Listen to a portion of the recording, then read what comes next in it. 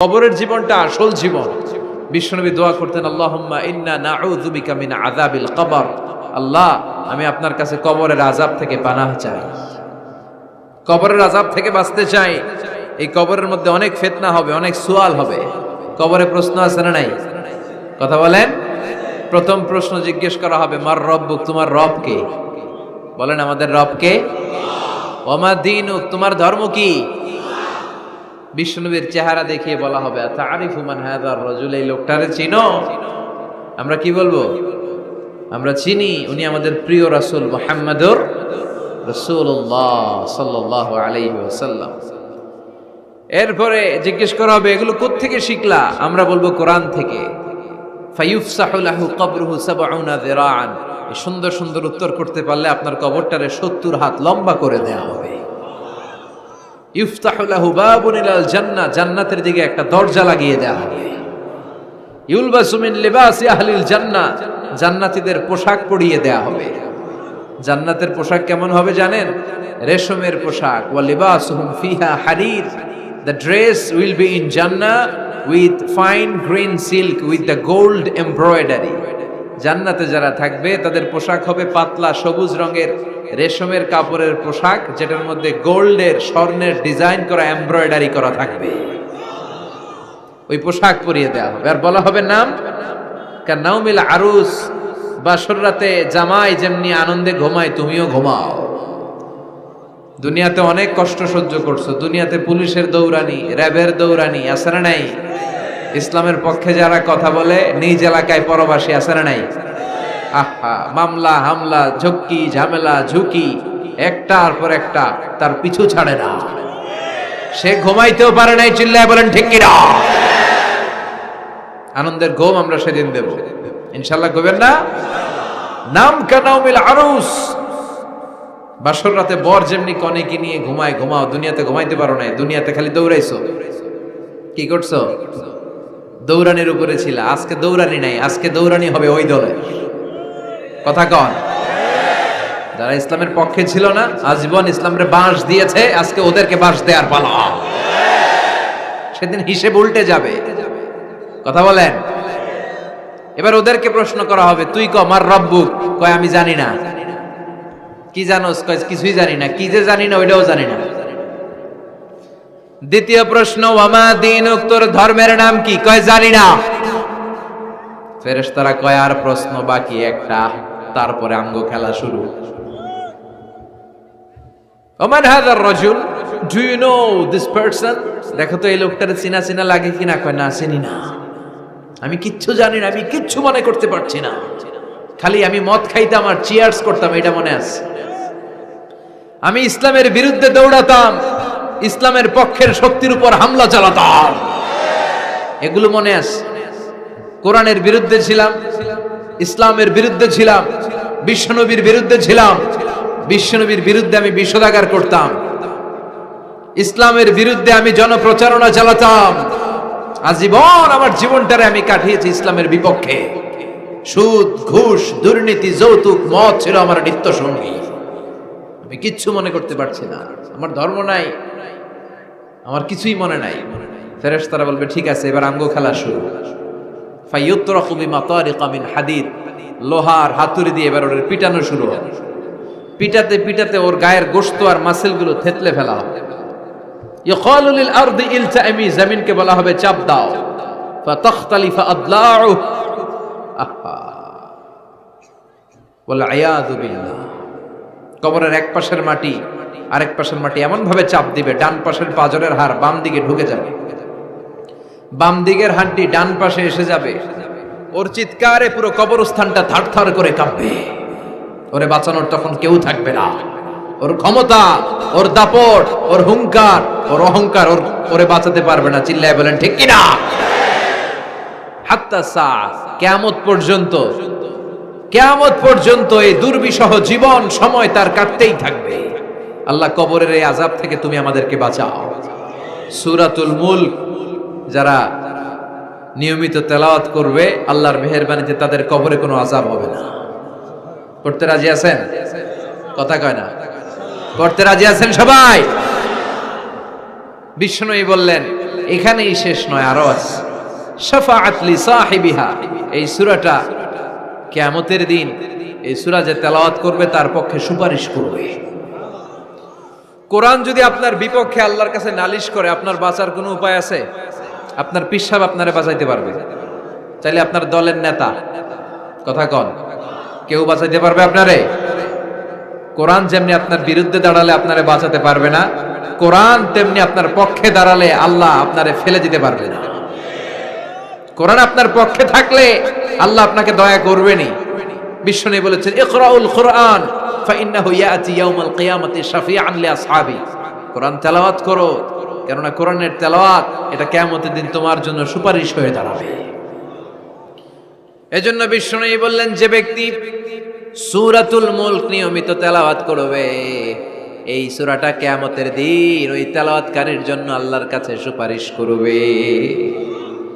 এখানেই শেষ নয়, বিশ্বনবী বললেন, খাসামাত আন সাহিবিহা, এই সূরা যে তেলাওয়াত করবে তার পক্ষে আল্লাহর সাথে এই সূরাটা দাঁড়িয়ে তার পক্ষ নিয়ে আল্লাহর সাথে তর্ক করবে, ঝগড়া করবে। আল্লাহ তুমি ওরে জান্নাত দিবা না কেন?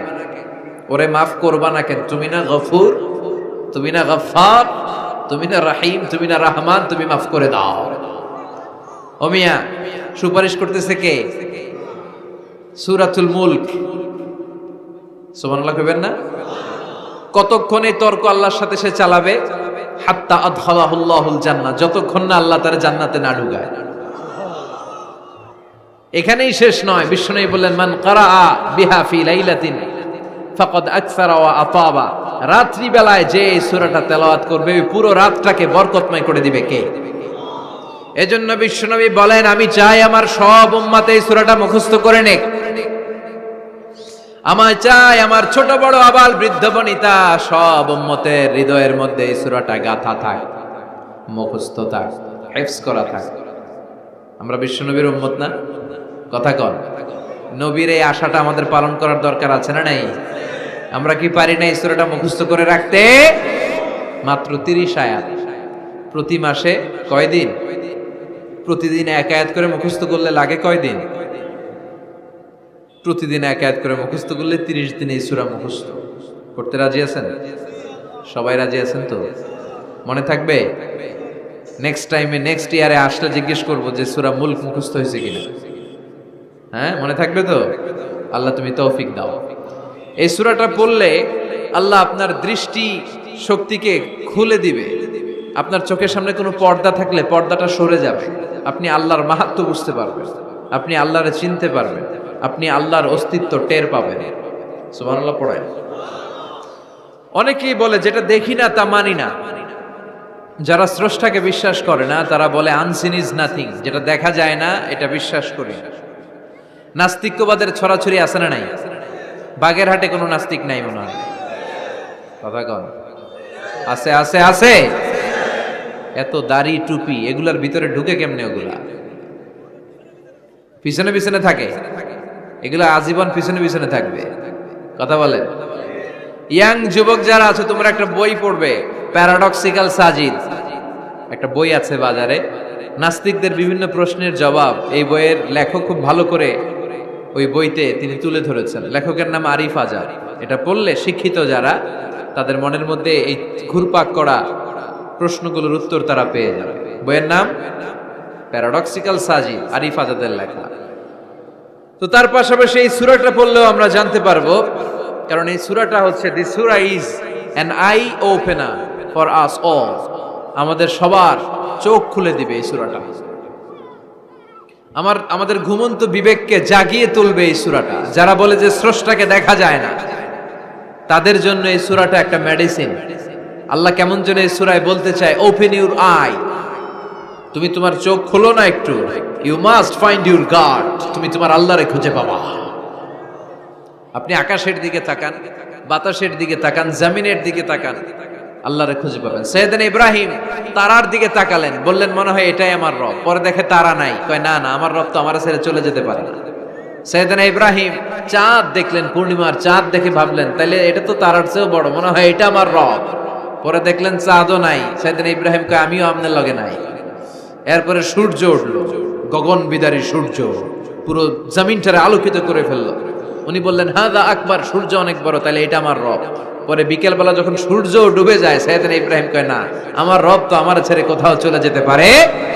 তখন তিনি চিন্তা গবেষণার মধ্য দিয়ে মহাসত্যের খোঁজ পেলেন। সুবহানাল্লাহ পড়েন। মহাসত্য হচ্ছেন একজন, চিৎকার করে বলতে হবে তিনি কে? সে আল্লাহ বলে, গোলাম, আমার অস্তিত্ব অনুভব করার জন্য তোমাকে ডজন ডজন বই পড়া লাগবে না, ডক্টরের ডিগ্রি লাগবে না। তুমি আমার সৃষ্টি করা এ বসুন্ধরার দিকে তাকাও, এই গাছপালা নেয়ামত রাজির দিকে নজর বুলিয়ে তাকাও। তুমি সাগর দেখো, তুমি পাহাড় দেখো, তুমি ঝর্ণা দেখো, ঝর্ণার কলকল আওয়াজের ভেতরে আমি আল্লাহরে খুঁজে পাবা। কথা কন, ঝর্ণা দেখছেন কেউ কোনোদিন? বাগেরহাটে আছে? কোথায় যেয়ে দেখছেন? সিলেটে, হিমছড়িতে? আহা, ঝর্ণার সামনে দাঁড়ালে বোঝাই যায় একজন এটাকে নিয়ন্ত্রণ করছে, একজন আছে, একজন থাকা লাগবে, একজন থাকা চাই, যাকে ছাড়া মহাবিশ্ব এত সুন্দরভাবে চলতে পারে না। সাগরের দিকে তাকান। কক্সবাজারে গেছেন আপনারা? আহা, কি ক্ষুদ্র আমি, কি তুচ্ছ আমি, কি নগণ্য আমি। যখন আমার অলমোস্ট প্রতি সপ্তাহে কক্সবাজারে ফ্লাইট থাকে, আমার কক্সবাজারে অনেক প্রোগ্রাম থাকলে আমি বিকেলে আগে সাগরের সামনে চলে যাই, নিজে যে কত ছোট এটা দেখার জন্য। বঙ্গোপসাগরের সামনে দাঁড়ালে আয়রে নিজের কি ইয়াতিম লাগে, কি ছোট্ট আমি, কি সাগরের তর্জন গর্জন। হিমছড়িতে যখন যাই, সিলেটের মাধবকুণ্ডে যখন যাই, মালয়েশিয়াতে মাঝে মাঝে যাই, ক্যামেরন হাইল্যান্ডে কিছু ওয়াটারফল আছে। আল্লাহু আকবার, এই ঝর্ণার আওয়াজের মধ্যে মনে হয় যেন আল্লাহর জিকির শোনা যায়, ঠিক কিনা?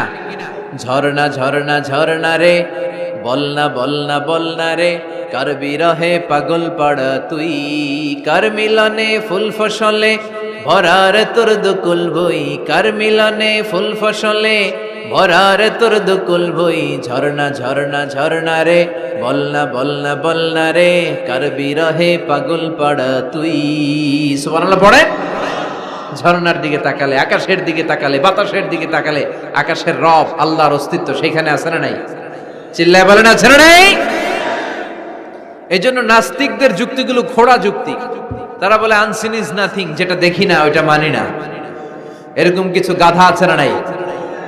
হাদারাম, উল্লুক্কা পাঠা, কয় যেটা দেখি না ওইটা মানি না। আচ্ছা বলেন তো, আমরা কোনোদিন আমেরিকা দেখছি সরাসরি? কথা কয় না। টিভিতে দেখছি, বইতে দেখছি আমেরিকার ছবি, কিন্তু সরাসরি এটা আমেরিকা দেখছি? তাই বলে আমরা আমেরিকা মানি না? কথা বলেন। নাস্তিক যারা কথা বলে এরা বাতাস দেখতে পায়? উত্তর দেন, বাতাস দেখা যায়? তো নাস্তিকের যারা দল, নাস্তিকের গোষ্ঠী, ওরা কি বাতাসকে মানে না?